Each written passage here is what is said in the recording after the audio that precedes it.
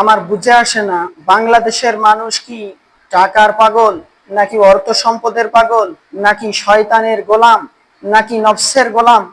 আমার এটা বুঝে আসে না। কারণ কিছু কিছু আলেম সমাজ, কিছু কিছু ব্যক্তি এখন দেখা যায় ফেসবুকের ভিতরে বিভিন্ন ধরনের বয়ান করে, বিভিন্ন ধরনের কথাবার্তা বলে যে ইমামতিতে সম্মান নাই, পর্যাপ্ত পরিমাণ বেতন নাই, শিক্ষাগতায় সম্মান নাই, ছাড় সুযোগ নাই, স্বাধীনতা নাই, বিভিন্ন ধরনের কথা শোনা লাগে, গালাগালি শোনা লাগে।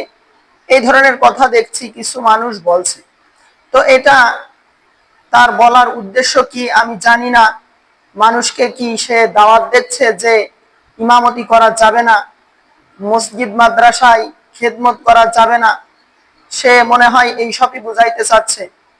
আমার তো মনে হয় আল্লাহ রসুল সাল্লাল্লাহু আলাইহি ওয়াসাল্লাম আমাদের থেকে ছোট হুজুর ছিলেন, এই জন্য তিনি কষ্ট সহ্য করতে পেরেছেন, আর আমরা সহ্য করতে পারছি না। আল্লাহ রসুল সাল্লাল্লাহু আলাইহি ওয়াসাল্লাম মনে হয় খুব শান্তিতেই জীবনের ভিতরে জীবন অতিবাহিত করেছেন। তিনার জীবনে তিনি মনে হয় কখনো কষ্ট ভোগ করেননি। হ্যাঁ, এটা তাদের কথার দ্বারা বোঝা যায়।